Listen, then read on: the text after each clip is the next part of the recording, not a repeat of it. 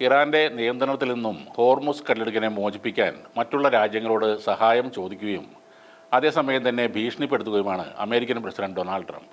China അടക്കമുള്ള രാജ്യങ്ങളോട് സഹായം ആവർത്തിച്ച ഡൊണാൾഡ് ട്രംപ് നാറ്റോ സഖ്യകക്ഷികളെയാണ് ഭീഷണിപ്പെടുത്തിയത്.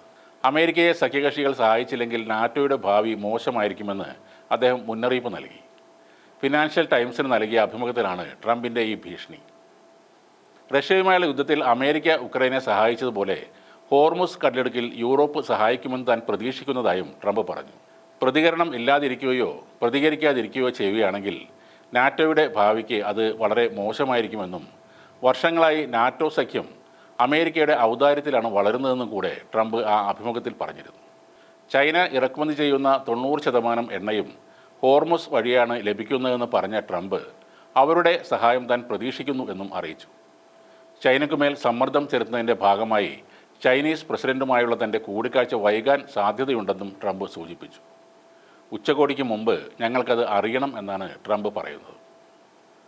ഹോർമുസ് കടലിടുക്ക് വീണ്ടും തുറക്കുന്നതിന് സഹായം ലഭിക്കുന്നതിനായി അമേരിക്ക 7ഓളം രാജ്യങ്ങളുമായി ചർച്ച നടത്തുകയാണെന്ന് എയർഫോഴ്സ് വണ്ണിൽ മാധ്യമപ്രവർത്തകരോട് പറഞ്ഞെങ്കിലും ഏതെല്ലാം രാജ്യങ്ങളാണ് അതെന്ന് ട്രംപ് പറഞ്ഞില്ല. ചൈനയുടെ പേര് മാത്രമാണ് അദ്ദേഹം എടുത്തു പറഞ്ഞത്. ഹോർമുസ് കടലിടുക്ക് സംരക്ഷിക്കാൻ 7 രാജ്യങ്ങളോട് യുദ്ധക്കപ്പലുകൾ അയക്കാൻ ആവശ്യപ്പെട്ടെങ്കിലും ട്രംപിൻ്റെ ഈ നിർദ്ദേശത്തോട് ഒട്ടേറെ സഖ്യകക്ഷികൾ അനുകൂലിക്കുന്നില്ല എന്നാണ് റിപ്പോർട്ടുകൾ.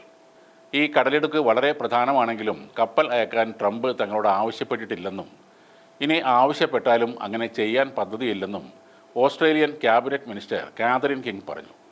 ഓസ്ട്രേലിയ നാവിക സഹായം ചെയ്യില്ലെന്നും അദ്ദേഹം വ്യക്തമാക്കി. ഈ ഘട്ടത്തിൽ നാവിക സുരക്ഷാ പ്രവർത്തനങ്ങൾ പരിഗണിക്കുന്നില്ല എന്ന് ജപ്പാനും സൂചിപ്പിച്ചു. കപ്പലുകൾ അയക്കാൻ ഒരു തീരുമാനവും എടുത്തിട്ടില്ലെന്നും മുതിർന്ന നിയമസഭാംഗമായ സനെ ടക്കേച്ചി പ്രതികരിച്ചു. ഏതൊരു നീക്കവും ശ്രദ്ധാപൂർവമായ അവലോകനത്തിന് ശേഷം നടത്തുമെന്നും ഏതെങ്കിലും തീരുമാനം എടുക്കുന്നതിന് മുൻപ് അമേരിക്കയുമായി കൂടിയാലോചനകൾ തുടരും എന്നുമാണ് ദക്ഷിണ കൊറിയ അറിയിച്ചത്.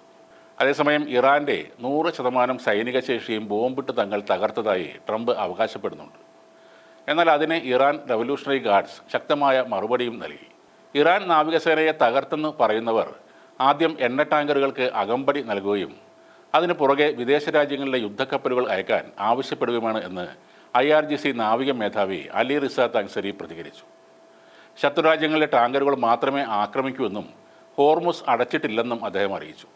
ഇന്ത്യൻ ടാങ്കറുകൾക്ക് ഇളവുണ്ടാകുമെന്ന് ഇന്ത്യയിലെ ഇറാൻ അംബാസഡർ മുഹമ്മദ് ഫത്ത അലി നേരത്തെ പറയുകയും ചെയ്തു. കഴിഞ്ഞ 3 ദിവസമായി ഹോർമുസിൽ ആക്രമണ സംഭവങ്ങളൊന്നും റിപ്പോർട്ട് ചെയ്യപ്പെട്ടിട്ടില്ല. എന്നാലും കടുത്ത ഭീഷണി അവിടെ നിലനിൽക്കുന്നുണ്ടെന്ന് UK മാരിടൈം ട്രേഡ് ഓപ്പറേഷൻ അറിയിച്ചു. സംഘർഷം ആരംഭിച്ച ശേഷം ആ മേഖലയിൽ 20ഓളം കപ്പലുകൾ ആക്രമിക്കപ്പെട്ടിരുന്നു.